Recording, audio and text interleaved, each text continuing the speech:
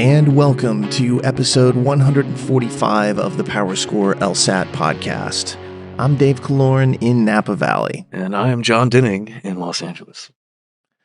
Jon, it's the start of 2024. How you feeling? Tell you what, I don't know what that last year was, but I'm glad to say goodbye to it. That bad or that good? I don't have any specific complaints. It just felt sort of tedious. I don't know. As we're going to cover in this episode, there was a lot of chaos. There was definitely some chaos, and you've just alluded to what we're going to talk about, which is something we do every year. It's called the State of the LSAT Union. We're going to recap 2023 and then talk about a preview of what 2024 looks like in LSAT land. So, Jon, because it is around the new year, it's festive, it's a recap. The drink for me tonight is champagne. That's an easy one. I'm having a Veuve Clicquot, and since I really love rosé champagne far more than like regular brut champagne, it is the rosé version. Well, pretty widely available. It's a great choice. I'll make two comments on that. First of all, we're doing this a little later than we typically do, this particular recap episode. Usually we do this at some point in December. We missed our window this year, and I'm to blame because I came up to see you in Napa, where we would typically be doing this episode. And my second comment on that is I had some great rosé. So thank you for the hospitality, my friend. Definitely. Although you had still rosé, and this is sparkling rosé, but you're so particular. No, that's why I do well on the LSAT, is because I'm precise. You are precise, especially about wine. So what are you drinking? I've gone a slightly different direction. I'm celebrating things to come. It looks like there's a decent chance I'll be in Iceland in 8 weeks or so for what is supposed to be the best Northern Lights in over a decade. So I've gone with an Icelandic vodka, Reyka vodka. On the rocks. Yeah, so if everybody here is clinking in my glass, Reyka vodka. I know you're going with a friend on that trip, but maybe I'll show up. We'll see. I'm very interested in the Northern Lights and Iceland in particular. Here's the problem and the wonderful thing about all my trips. You're always invited. Yes, and you'll be gone to South America in a couple weeks, and I've unfortunately had to say no to that one. It's in 18 or so days. You are also invited to that. You turn me down hard on that one. But yeah, you'll be missed because you're going with a bunch of fun people too. Yes, so I really am. I am missing out. Anyway, let's talk about the song that we've selected, or really we haven't selected it. When we look back like this, we find what was the best-selling, most popular song, and that's what we choose. Last year, it was Harry Styles, As It Was, which was kind of cool because then about 6 months later, I went and saw him play live, which was excellent. That was at the O2? Is that right? What's that? Was that at the O2? No, that was at Wembley. And so for this year, surprise to me, because it's not that I don't think this song is good. It is good. It's just, I didn't realize it was as popular as it was. It's Miley Cyrus with Flowers. What's surprising to me, actually not that surprising, I've never heard this song. The most popular song of the entire year. I don't even know what it sounds like. I have an 11-year-old daughter, so I've heard this song, probably 100 times. It's a good song, man. I know. And I think I mentioned this to you beforehand. I got to hang out with her. The highlight of my Napa visit was hanging out with her. And this bracelet that I'm wearing right now. She made you a bracelet that says Cosmic on it. Yeah. She's the best, dude. Anyway, let's move on from those things and let's start doing kind of a recap of various elements. We're going to talk about a lot of different things here. Should be pretty interesting. I think this episode is always fun for us. One of the things that we do is we actually look back on the year of podcasts and talk a little bit about the episodes, very briefly, that we thought were the best overall or our personal favorites. That's the one, yeah. And I know one of the early ones, Jon, that you liked was about law school. Which episode was that? Well, specifically, it was about money. Law school, I think we called it financial reconsideration. Yeah. Which I just think it was a really interesting discussion. If you're going to get any sort of like objective benefit out of some of these episodes, that's one that I think could actually fatten your pockets, as it were. Let me say that given that this is coming out in January and we're going to start seeing waves of accepts come through, and ultimately in the next few months, people are going to face a lot of decisions on which school to choose, how the financials look.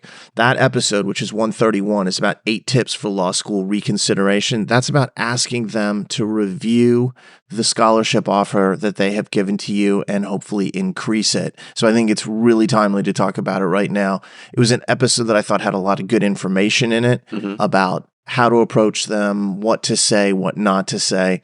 So I'd have to agree that was one of my favorite episodes as well. There was actually an episode that we did about 2 after that, episode 133, where we tracked the usage by LSAC of one reading comp passage throughout the years, which is a super micro atomized view of something that to you and I, Jon, is super interesting. Yeah. And for the many people who have questions about how we do the crystal ball or make test predictions, I think it gives a lens into that. So that was one of my favorite early episodes too. Which is fair. You put that one together, so full credit to you. But it does, I think, give a very granular look at how we do a lot of the things that we do. We're going to talk a lot about crystal balls as we go through the year in review too. So a great episode to kind of shine a light on behind the scenes, sort of an inside baseball. Yeah, and another episode I liked was 135, which was about makeup and international tests and who can take them, which I think is helpful just on its face to understand if you're not a domestic U.S. or Canadian student, and also answering the question of whether they're harder or perhaps easier, but really the question is, are they harder tests? And to me, if you're an international student or if you're forced to take a makeup test, that's a really good episode to just review quickly because it will at least help you to understand you're not facing some disadvantage by having to do that.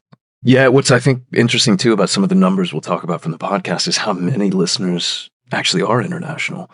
That episode, I think, has a particular appeal to what even surprised me in terms of how global this has become, which is cool. And speaking of that, like with international students, episode 136 that we did was about non-traditional students. And so if someone is listening to this and they're like not just coming right out of college or out of the workforce after a year or two, that episode to me was really helpful because we work with so many non-trad students that they have unique sets of benefits and also challenges that they have to work through. I thought that episode really covered that pretty well. Yeah, if I recall correctly, it was almost like a mailbag thing where we had a bunch of non-trad questions that we responded to, things about addenda and, dealing with various, I loved that episode because it got really to the heart of the things that people were concerned about. I thought it was cool. Yeah, it took segments of concern about things about like work-life balance, how to present yourself when you've been out of school for 10, 15, 20 years, that kind of thing, and put them into little categories where we're able to address that. And then the last episode that I'll mention, Jon, was the one that is probably going to have a really big impact on this year, and that was episode 142, The Death of LSAT Logic Games. Yeah, the elephant in the room, right? If you're not aware, they're taking logic games off this test starting in August of 2024. We went in depth on why they're doing that, what it's going to look like going forward, how the test will change, how it won't change as well. And so out of the many episodes that we did this year, I think for me, those were my top 5 that were kind of like most useful to go back and reuse if you haven't been able to listen to all those episodes yet. That's a pretty good 5, man. I'll add one point to that Death of LSAT Logic Games episode 142, which is we also talked about for individual listeners which test they should ultimately take. How do you know whether to take the test pre or post the existence of logic games? So please give that a listen if you're on the fence.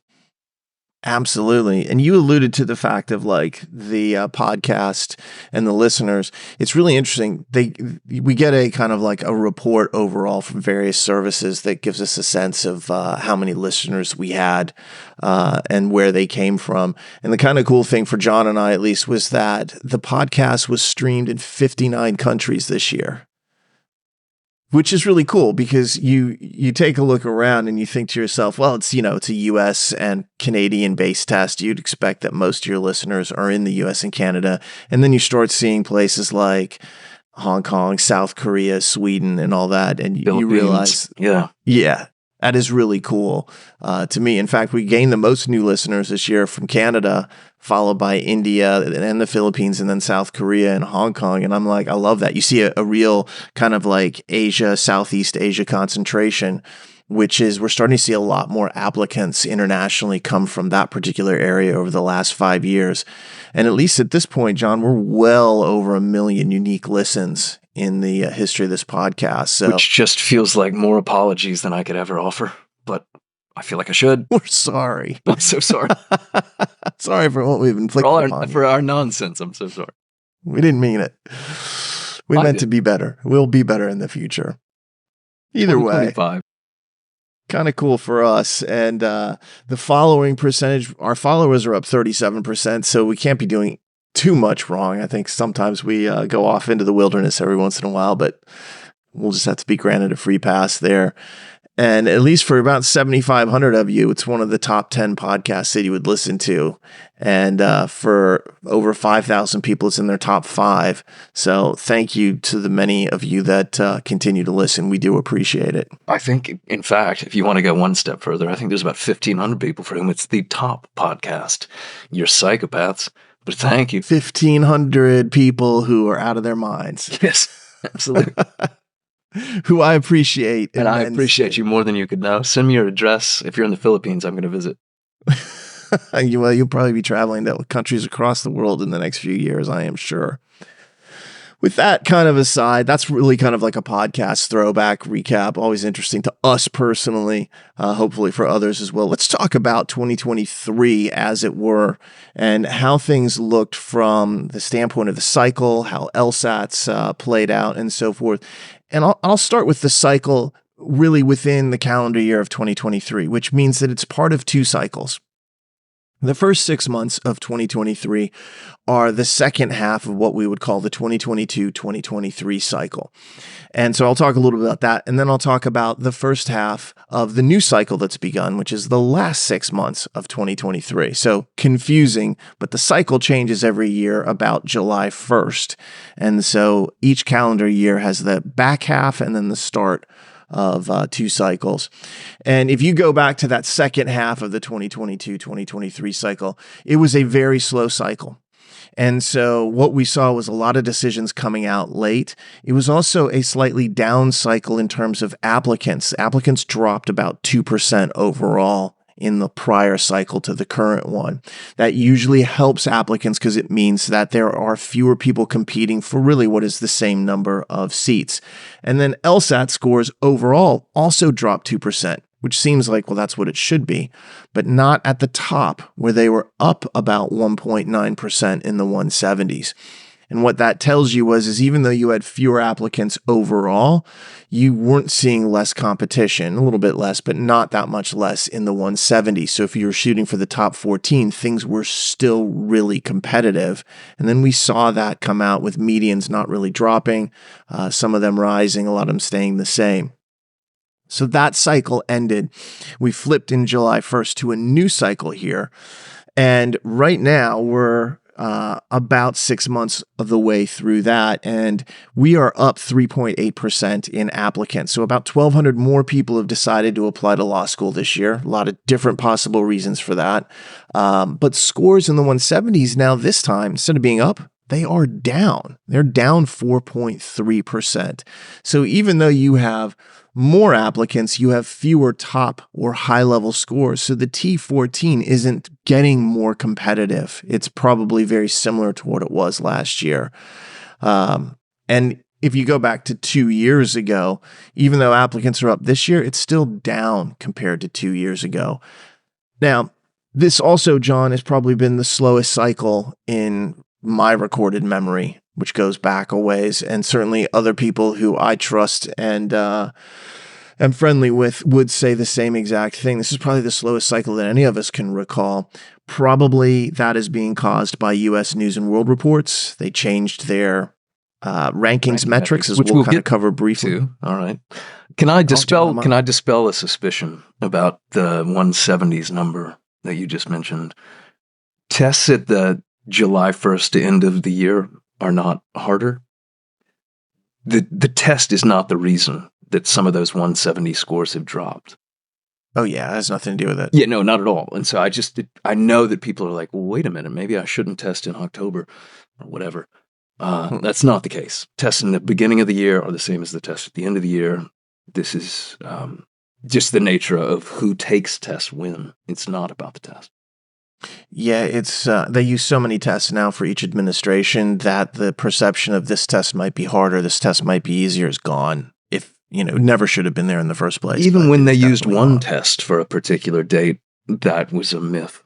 So if anyone is trying to kind of read between the lines there's nothing between the lines. Good point.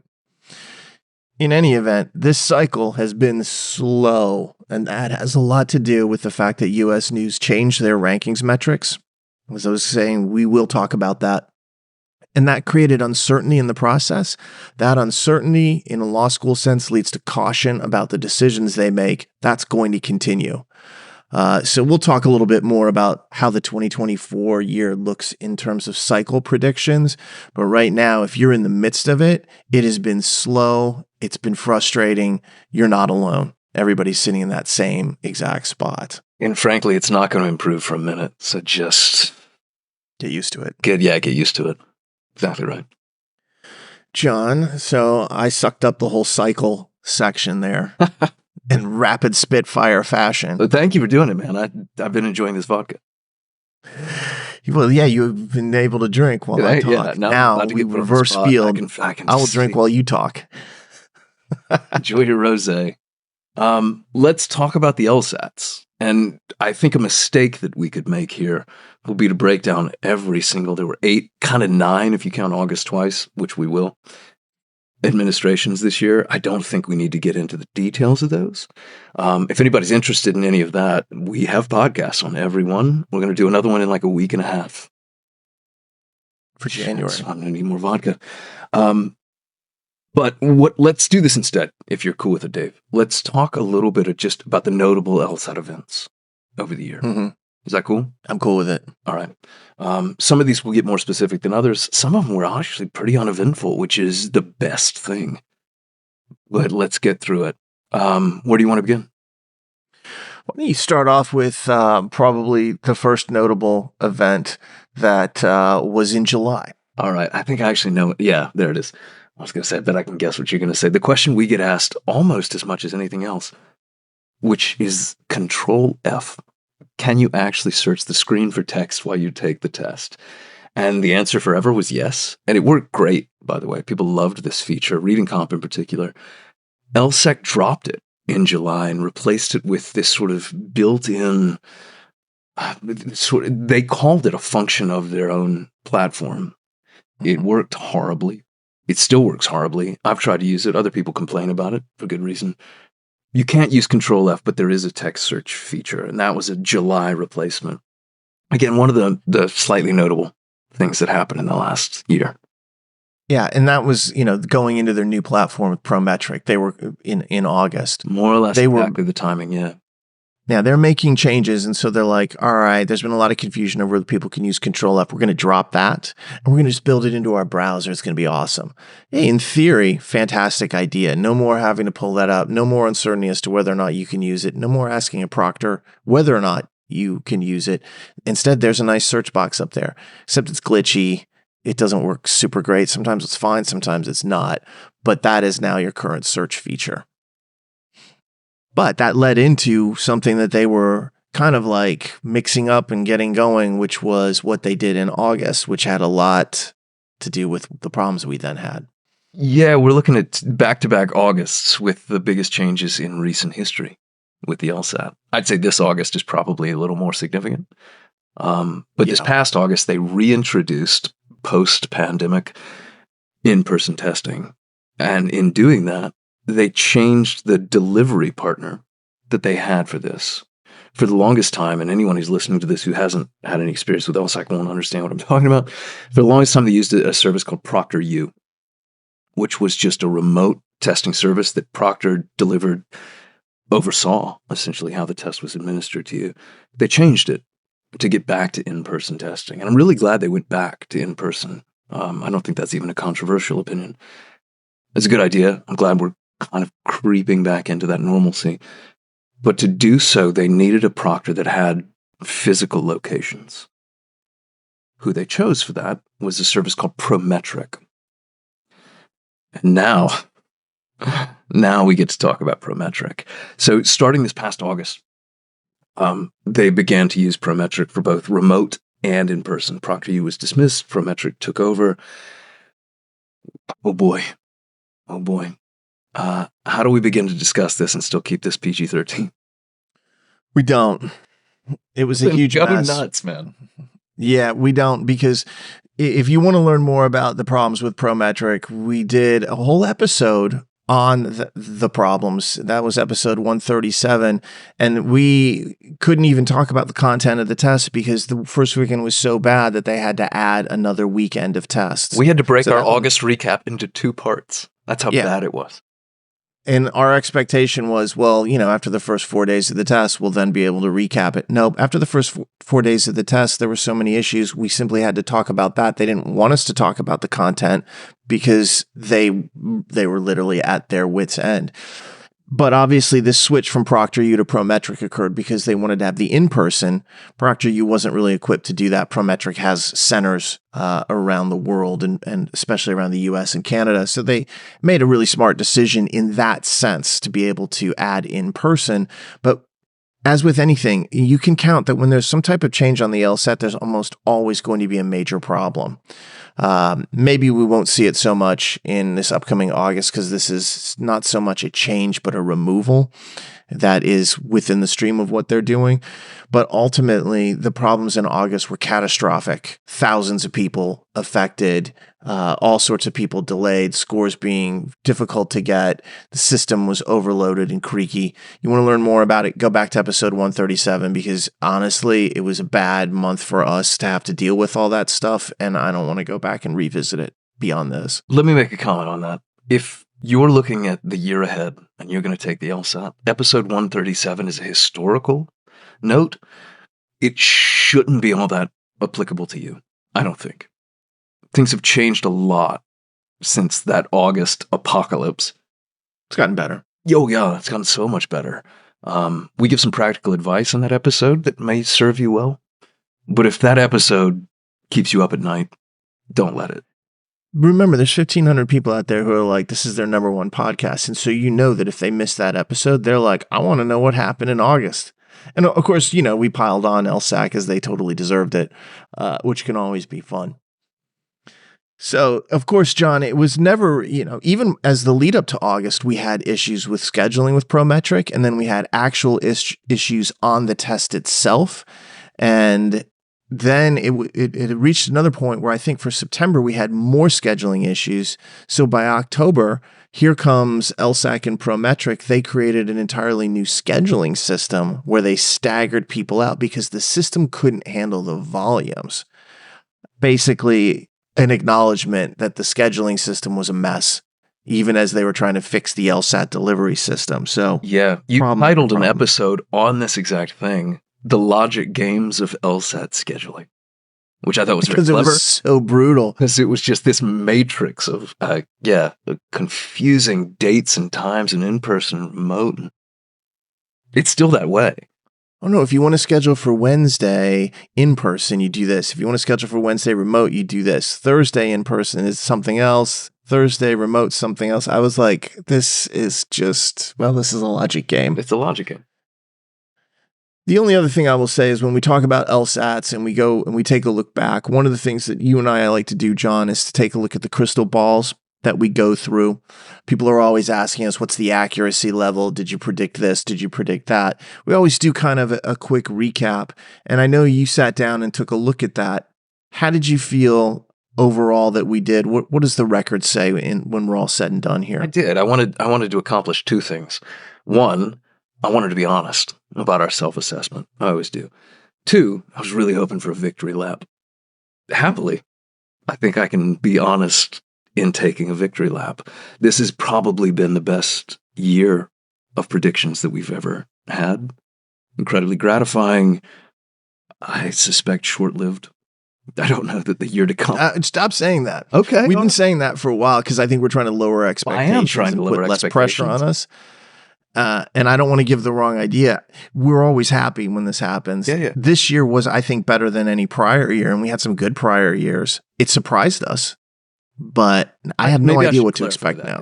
Because I don't want people to think this is pure luck. We're not. It's not. No, we're not. This isn't roulette. We're predicting things based on the information that we have, which is remarkably deep, and based on the behavior of LSAC, which has been remarkably predictable. Truly. So, what was the numerical breakdown for the tests?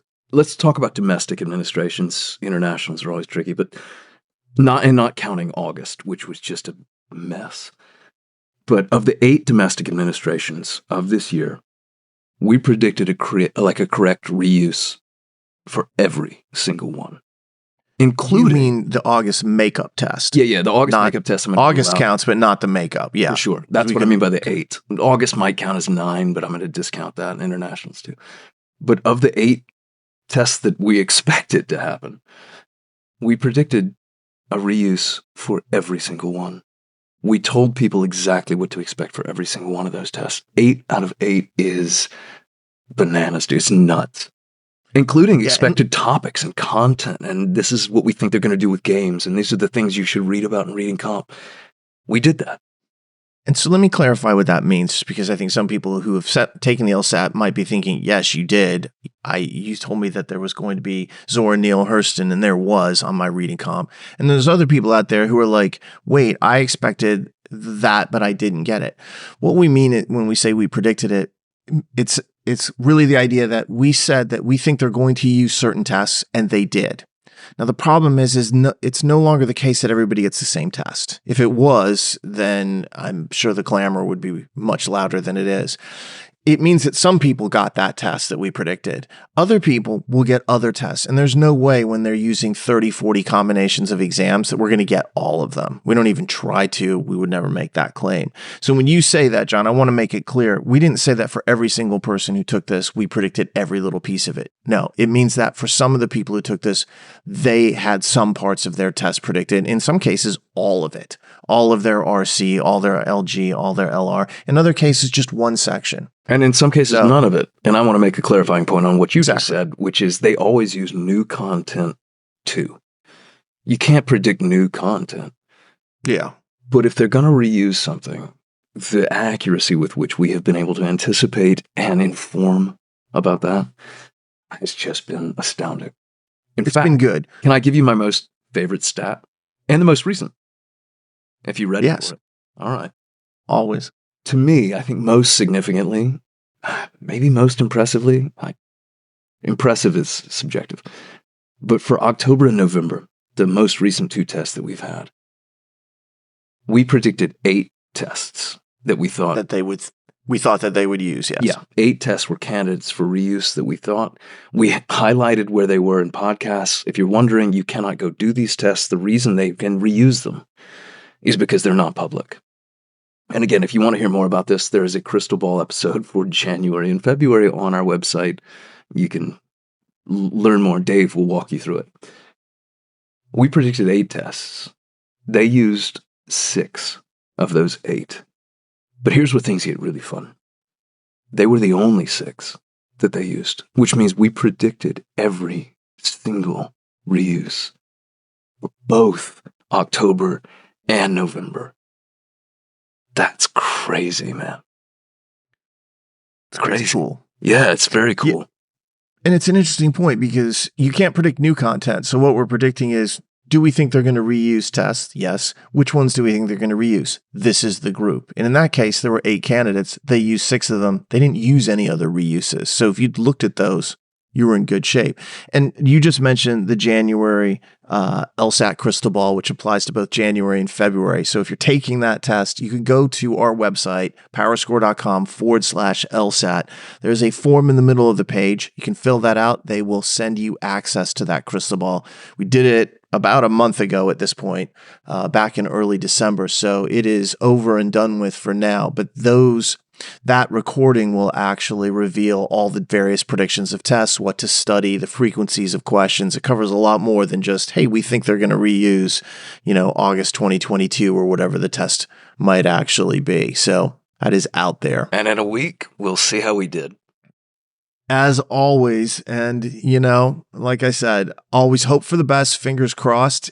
And we've been lucky now or good for quite a while. And if it doesn't hit, it doesn't hit. That's the way that it is. It still will not hurt you to study the content that we recommended because it covers virtually every base in terms of like overall structure and form of questions, which to us is actually the most important thing. It's not the specific prediction. It's the underlying concept. And maybe that's a final point to emphasize. Again, if you've been to a crystal ball, you'll know this because you've heard us both say it.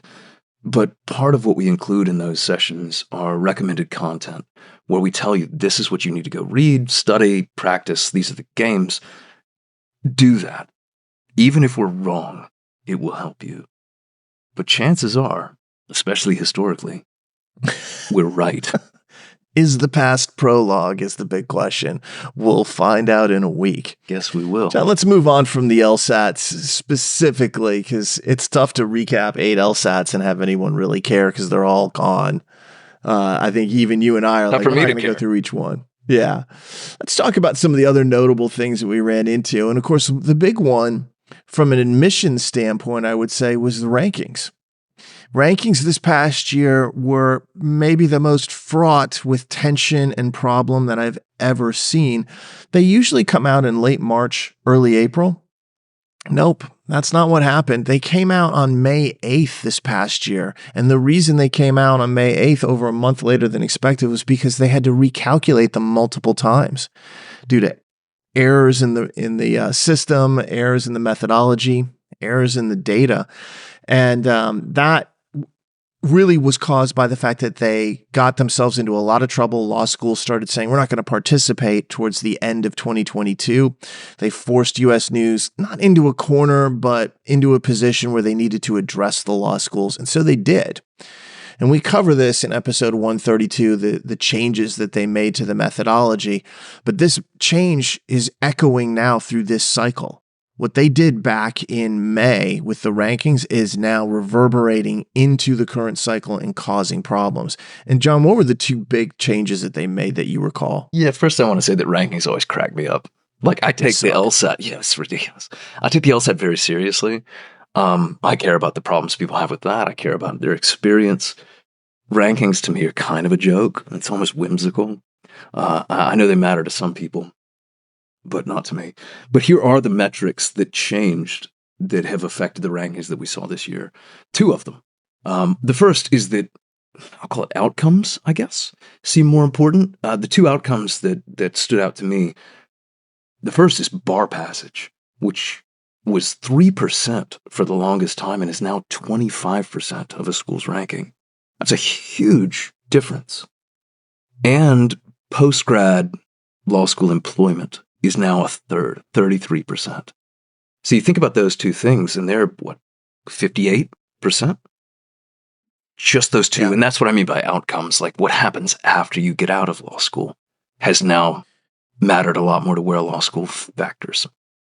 Yeah, and if you're not familiar, the bar exam is the test that you take after you finish law school to then be admitted to what they call the bar for practicing lawyers. And to go into court and do all the lawyerly things you have to do, you have to pass the bar.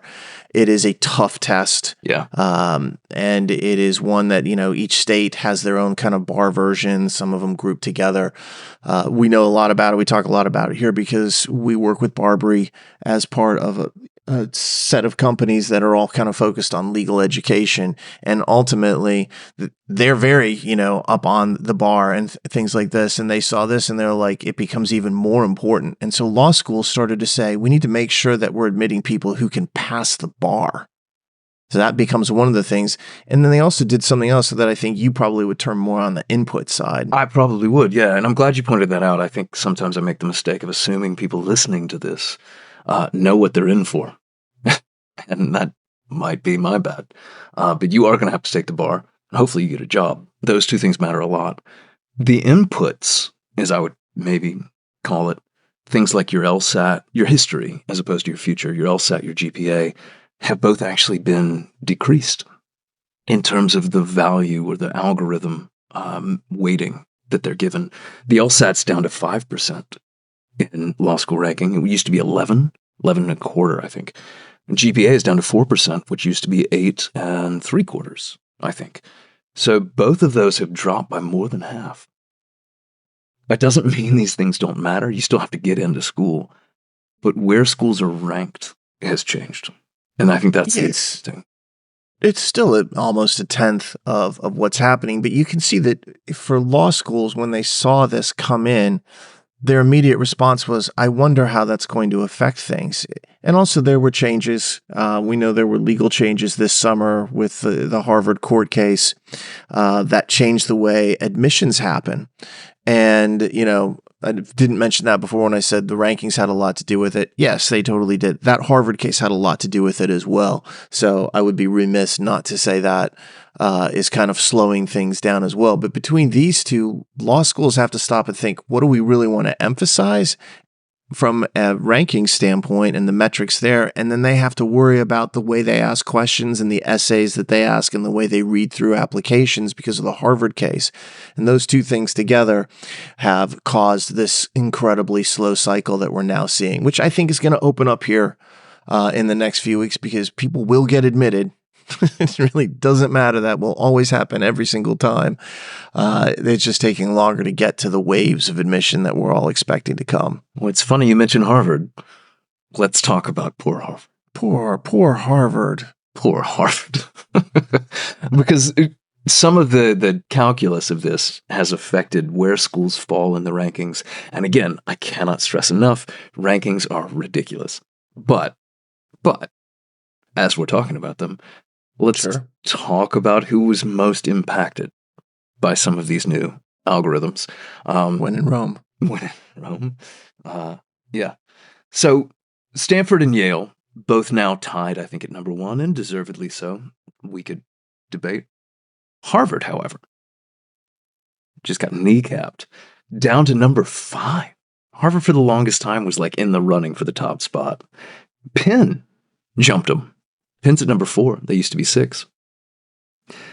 That's, I don't know. I don't know how they're feeling up in Boston. Nothing to say Cold. about it. Yeah, chilly. Columbia also took a hit. Columbia dropped 4 spots to number 8 in the rankings. And Dave, you'll love this, buddy. Duke. Duke went from 13 to 7. Gotta love it. Strong stuff, man. Strong stuff.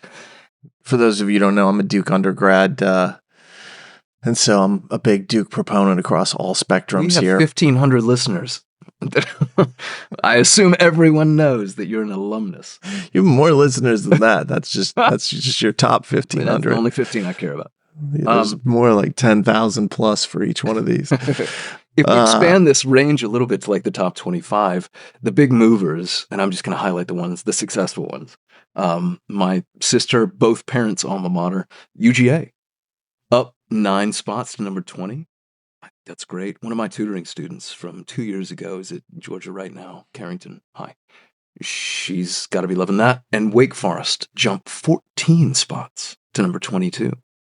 Wake. I know you probably... It's some North Carolina bitterness. And in the biggest top 50 move, Texas A&M jumped 17 spots to number 29, which is pretty, if you care about these things, pretty significant. A&M's been on a tear, and I've had meetings with the A&M dean before. Very cool, interesting person, and really committed to kind of like making that school much more attractive as they go forward. But 17 this year was a lot, but it's not just this year. They've come from nowhere. It gets harder from here on out for them because once you break the top 30, it's like going from 170 to 175 is a lot harder than going from, say, 150 to 155. And they were really more like 140 to 145. So they've done the easy work as it is. Now the hard work comes. But there's a discussion at the end of that episode, 132, where we talk about the winners and losers from all the ranking stuff. And I think that's a pretty good discussion, kind of like who rose, who fell. And as you said, John, rankings really to me aren't that exciting. I know graduates from every school at the top 14. I've sent students to all of them. I've had friends graduate. The thing that is remarkable is the uniform quality of students throughout the T14. It's really good. If somebody's like, well, you went to Penn versus Harvard, I'm like, look, I know a bunch of Penn students that are top notch. They are academic intellectual killers. And so it's not like I feel like, oh, the Harvard students are somehow better or the Yale students are somehow better. I've sent a bunch of people to those schools who I think are fantastic as well. You can go to any of those schools and a whole bunch more that are after them in the rankings and still find people who are incredibly capable across the spectrum. Yeah, that's well said. I don't think you could generalize by school any more than you could generalize by really anything else. But it is kind of fun to talk about. It's fun, but it's fun because you shouldn't take it seriously, in which case we don't. Yeah. Well, it is what it is, but let's lead out of the rankings kind of review and go to probably what I would say was the biggest piece of news, at least for us overall, in the past year. And that was the announcement in late October of 2023 that logic games would be removed from the LSAC going forward. Starting in August of 2024, you would have no more logic games. And so the last tests are coming up here. The June, the February, the April, and June LSATs are the last ones that will feature logic games for the foreseeable future. We talked about this in depth in episode 142, The Death of LSAT Logic Games. Another title by you, I should just congratulate you on. Preach. Well, I mean... I will say this much. If you are a student who is thinking about taking the LSAT anytime in the next year, you need to be aware that this change is coming. You need to understand your own strengths and weaknesses, and you need to be able to kind of like figure out when you should take the test, because these will be two entirely different types of LSATs in terms of content. June and earlier, you get logic games as one of your 3 scored sections, and you get a section of RC and a section of LR. August and later, you're getting 2 scored LR and 1 scored RC. So games is gone. So if you're an engineer, for example, a group that is traditionally good at logic games, you want to take the LSAT probably, just make sure it's your skill set sooner as opposed to later. Whereas someone who is out there, maybe like an English major, some type of humanity majors, that's a real demon at reading comprehension and LR and really wants to be great at it or is great at it and doesn't like logic games so much, start thinking about taking it in August 24 or later, because you won't have to deal with games at that point. Yep. I'm going to add a point that I've already made in episode 142 when we talked about this, which is... remember, this is probably the most improvable section of the test for the majority of people. So even if you just suck at logic games right now, you've got until June to get these points. And I promise with the right preparation, you can get them. That's not a power score pitch. That's just a truth about this test. It's truth. Yeah. So don't sell yourself short. Don't wait till August because you just think you can't achieve logic games. You can. Double down. Go hard. And if you're still not ready by June, then maybe there's a better future for you. Well, you can always try both. If you aim towards June, and if it doesn't work out, then you can flip it to August. But let me clarify something that you just said that I think is really interesting for people who are taking the LSAT in an upcoming way. Like, if you're not always good at appreciate when you do that. So please. Yes. You need it often. And so ultimately, if you look at yourself and say you go out on your first test and you get 14 right, and you're like, I'm terrible at logic games. Let's just imagine someone has gotten 14 right as their very first time and they think they're bad at it. No, you're not bad at it at all. You're within range of getting into the 20s fairly easily once you understand a little bit more about the section, as well as, conceivably getting it perfect if you can really master the ideas. Let's say you're a person who went out and got 7 right. Most people think to themselves, I'm not good at logic games. I can point to innumerable number of people who have started off at 6, 5, 4 right and gone out and gotten 21, 22, 23 right on the actual test. As Jon said, it is the most improvable section. If you feel like, hey, I don't hate these, I may not be great at them, but I think I could, do well on them and I don't mind studying them, that probably means you should take the test sometime between now and June, because that is the number 1 section on the LSAT for the fastest, easiest improvement. Reading comp is the hardest section to improve on. So, You're always going to have to deal with that no matter what. LR is in the middle, so you have to be able to gauge your own strengths and weaknesses relative to the nature of the section. So just don't take your first score and think, I can't do games, I'm taking it in August. It's not about whether you can do games now, it's about whether or not you can learn enough to improve upon them dramatically. Most people can. Yeah, I'll give you a test case, in fact. Thank you for clarifying that, despite the way you set it up. Oh, and there's no despite to it. I enjoy that. One of my dear friends just got into UT like 2 weeks ago. The first test, I helped her with the test a little bit.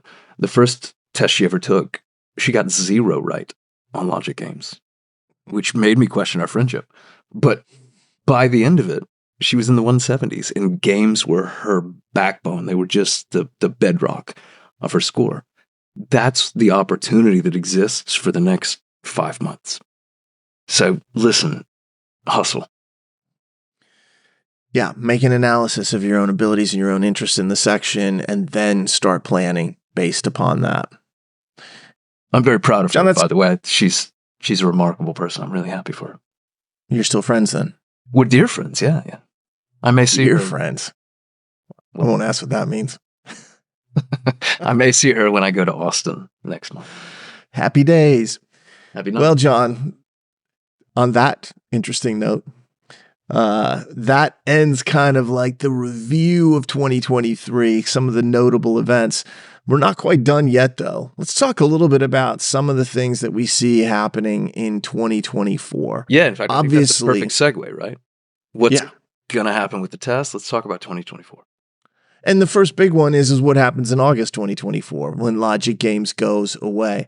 Now, obviously, we just covered that. We're not going to cover it again. But one of the questions we're starting to see is when will they announce the new testing dates starting in August, what they would call the 2023-2024 dates. That'll cover from August of 2024. Right, probably had the years wrong there. August of 2024 all the way through June of 2025, the 24-25 cycle dates.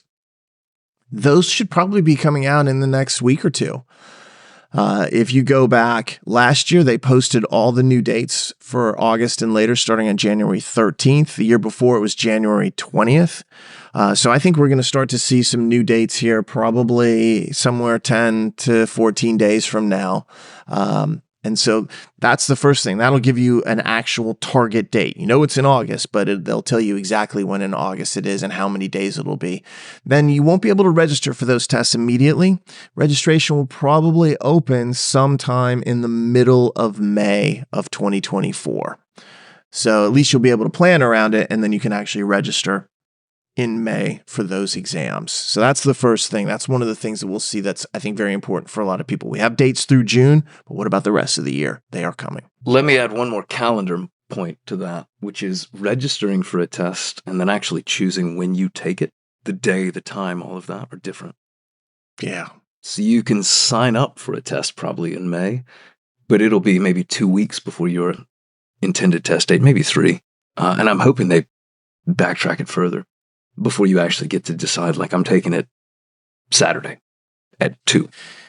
It's super annoying. Oh, you can register now, sign up for the actual time later. It's like, I just know it's a point of confusion for a lot of people. I get asked that question all the time. They're like, well, I signed up for, October, but it won't let me pick it. I'm like, well, you're in there. You're in line. That's exactly right. Well, at least as far as the LSAT, the test dates, the registration, that's what we have coming out. We think they'll probably keep the same kind of schedule, August, September, October, November, for the second half of the year on top of the LSATs they already have through the first half of the year. At least as far as the admission cycle, this current cycle that we're in, the 23-24, it's gonna continue to be slower, but it is about to open up, and that is because it has to open up. They've got to start admitting more people relatively soon. So I think we're going to start seeing waves of admits coming through. Just keep in mind, this slowness means that things are a little bit weird. A lot of times people are hearing, well, if this person who applied after me got in, it doesn't mean anything. There can be so many different things that they're checking, and that can be particular to that school. Maybe they check all the people that live within 100 miles of the school first. Maybe they look at something else in terms of the status of each student. Each school is different. They have their own protocols, so don't think that means you're out. I think if you look at the cycle as it goes on, we talk about medians and how they might change. Given what we know about kind of the scores at the top, maybe you see a couple of schools drop by a point, but I don't think so. I think most of them will stay about the same. I don't think we're going to be looking at median increases. They're all really, really high. So I think from an LSAT standpoint, at the very top, most of these schools will stick around the medians that they are at. I think probably the 50th medians may go up 1 or 2, but most of them will stay the same. And then the 25th medians will probably rise because we see some score increases on the lower end. So I think we might see some 25th medians increasing. You think the 75th might drop a little, given that we're seeing some 170 kind of numbers fall? It could be that there's a few schools. I think most of them will really try to hold the line and keep it, because they don't know what's going on around them. So they're going to be like, everyone's going to think like us. We don't think we can make it higher, but we'll probably keep it the same. Even so, when that's the case, there's often a school or two where it's like, we couldn't quite do it, and they lose a point. So I think when I say they might drop, I think a few schools might drop. I think most of them will stay the same, especially at the top. I think the 25th is where you might see the movement upward a little bit. Yeah, I think so too. For those of you hoping for a prolonged Christmas, I don't think you've got a 50th percentile present coming. I think it's going to stay. Maybe it may even bump a point still. We'll see. And then, John, probably in late March, early April, we should see another round of rankings coming out. I don't think we'll have the same problems because this time I don't think they'll change as much. They always change a little bit, by the way, because that keeps them fresh and it becomes a selling point, which is such BS. But whatever, that's why rankings suck in general, and U.S. news, in my personal opinion, is terrible. Well, Dave, don't sugarcoat it. I mean, no, I won't. Do you really, I won't. How do you really feel? Me and Bob Morse will be having lunch next week, and not. That would be the last lunch I'll take. Yeah, so I'd ultimately, push you into traffic before I went to that one. You don't have to push me. I'll just walk willingly if that's the case. Ultimately, that should come out on time, so to speak, that early April kind of period. Sometimes there's a little bit of a leak in terms of the information that comes out. But that's really what we're looking at in terms of like LSAT admission cycle stuff in 2024. As always, John, we here at PowerScore have plans, things that are coming up. I'll just hit a few of those and, feel free to add as you see fit. I have travel plans, so you do the rest. You clearly go back to your travel plans. Get your Airbnb in Argentina. Thanks. Which I think you did in fact set up today. So today, indeed, I did over lunch. I got a bunk bed for you. I won't be there. In any event, the new 2024 LSAT Bibles are now coming out. They are essentially on Amazon. So if you have been waiting for those, and I know from messages that many people have, they are now available for purchase. The one thing I will say is those were written and prepared for the first 6 months of this year. So they specifically have logic games in them. I mean, there's Logic Games Bible, Logic Games Bible Workbook. Some of the other books reference logic games. However, if you're like, look, I'm going to take that August 24 test, just use the Logical Reasoning Bible and the Reading Comprehension Bible. Everything in there, 100% of those books is fully applicable to those tests. We will probably later on this spring release 24/25 versions that'll be focused specifically on the non-Logic Games universe. Obviously, that means the Logic Games Bible, John. The first book that I wrote, in many ways, the nearest and dearest to my heart, is about to go out of production by, April or so, and then out of the world shortly thereafter. So for PowerScore purposes, my personal purposes, I lament the loss of it because it meant a lot to me in my life. I'll see if I can find a first edition for your home library. What do you mean? I have boxes of them over here. Sell them while you can. No, I will keep them. Make my daughter read them later on and be like, I used to know this stuff pretty well. Now you're going to read it. She doesn't resent you already? That'd be great. Yeah, she's going to hate me forever if I make her do that. The other thing is obviously with that August 2024 lineup of Logic Games being removed, we have been reconfiguring our courses and working industrially kind of just on a constant basis for the last several months since we found this out, and we are reconfiguring all of our courses to adjust to this. You can already see this if you are in some of our current courses. We now have like 3-section non-logic games tests out there if you were pointed towards that August. But starting probably in late February, early March, we'll launch an entirely new course set that is going to be built around a very different course structure. We're moving away from the lesson structure, and we're actually offering courses that are kind of like tiered out between whether it's all demand, whether it has daily live classes, what have you. And we'll probably talk a lot more about this on an upcoming episode as those kind of get closer. But I would probably think right now we're looking at early March for launching that. But those will be pointed solely at the August and later tests. So that course will not have logic games. So for a while, we're going to have a really interesting world for PowerScore and for the LSAT in general, where you're going to have some courses out there that have logic games in them. So we'll say, which LSAT are you taking? This is, you want to take the logic games, you're going to take a logic games course. And then if someone's taking a later LSAT, we'll say, don't take the logic games course, take the non-logic games course. But they're not the same. This is a completely newly rebuilt course structure, completely new presentation, new analytics. It is a complete rebuild. And we've been working on that, John, for about 1.5 years. So can I also say new instructors? Because this new thing is just us, man. At least so far. We're going to have a lot of live stuff that we build into it, but the pre-recorded stuff is you and me. Yeah, a lot of it's you. A lesser amount of it is actually me. So far. But we also have a number of live classes that we'll be doing on top of the on-demand content. So at its highest level, you'll be able to take a course where there's a full on-demand, library of a course, and then we'll be doing daily live classes with it on all sorts of topics, whatever really strikes our fancy. If we want to talk about the difference between sufficient assumptions and necessary assumptions and show some questions and get into it, that's the kind of thing that I'll be really interested in doing myself. So we'll be able to do that, but more coming on that. But that is obviously one of the responses that we've made to the change in logic games. The new LSAT Bibles that'll be coming out that won't have logic games and then anymore, that's another change.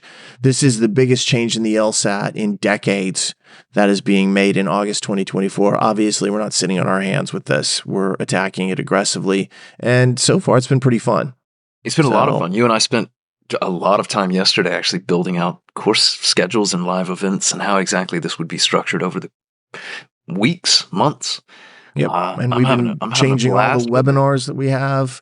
There's almost everything that we do, whether it's blog posts, webinars, whatever, is going to require some degree of change. And so sometimes people are like, when's that going to happen? It's happening. You might not see it. We might not have changed every blog post. We haven't yet. And we won't start for a little bit. But all sorts of things are happening. Our webinars are changing. We're now talking about that logic games thing actively. So if you're reaching out to our customer service team and have questions, they're fully versed in this. They're happy to help and really discuss this a little bit more with you if you're out there. But I think that is really our big focus in 2024 is adjusting to that, making changes. That's going to take up all of our time. And we'll still do crystal balls. We'll still do podcasts and things like that. So we're not changing anything of what we do normally. We're just really focused on that change for a while here. Well, speak for yourself. I'm really... Okay, I will. I'm really focused on getting into other things, but... You need to slow down on the vodka. All right. I will say it's pretty cool the way we've been able to kind of build this new experience for people around changes that we didn't necessarily anticipate, but that I think we're responding to well. So it's going to be fun. Agreed. Any final thoughts on 2023? A good riddance. Okay. I didn't feel that badly about it. No? No. It had some high points for me. I don't mean to be so salty about it. The high point for me was like 2 weeks ago when I got to see you. We had a good time. We did. You brought some friend of yours. We went to a bunch of wineries, had a good time. You're the best host in the world, man. And so if anyone wants Dave's home address or phone number. No. Oh, no. All right. You pushed me to my limit, though. By the last day, you're like, come on, let's go to lunch. We're going to go to another winery. And I was like, I'm dying. 10 a.m. wine tastings are a stretch for all of us. Well, that's why I didn't do it. I was like, you guys are out of your minds to think you should be doing a 10 a.m. wine tasting on a Friday. I'm not joining you at all. I only have like 3 regrets. Maybe it was a Saturday. Doesn't matter what day it was. 10 a.m. is too early to do wine I tasting. refuse to elaborate. All right. But on that note, take us out. That brings us to the end. If you get a chance, please subscribe to this podcast on iTunes, Spotify, YouTube, or anywhere else that you may find it. And if you've enjoyed it, please leave us a comment and a rating as well. And if you have any questions about what we've been talking about, you can send those to lsatpodcast@powerscore.com. On behalf of Jon and myself, we hope you had a fantastic 2023. We also hope that 2024 is even better for you. Stay safe out there. We'll talk to you soon.